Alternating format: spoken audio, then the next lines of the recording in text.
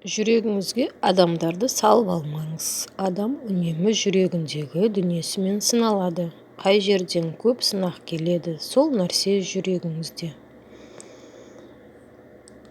Қайырлы таң, күндеріңіз сәтті өтсін. Күн суық, қар жауды, жылы киініп жүрейік. Дендеріңіз сау болсын, күндеріңізге тек сәттілік. Осылай жүріп келе жатып,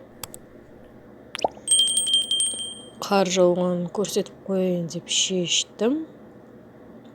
Міне, Шымкент қаламыз өте көрікті. Қар жауып, барлығын қуанып қалған сияқты.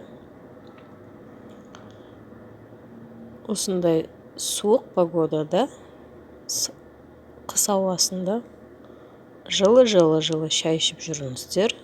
Лимонмен, немесе кофе, немесе жылы шай.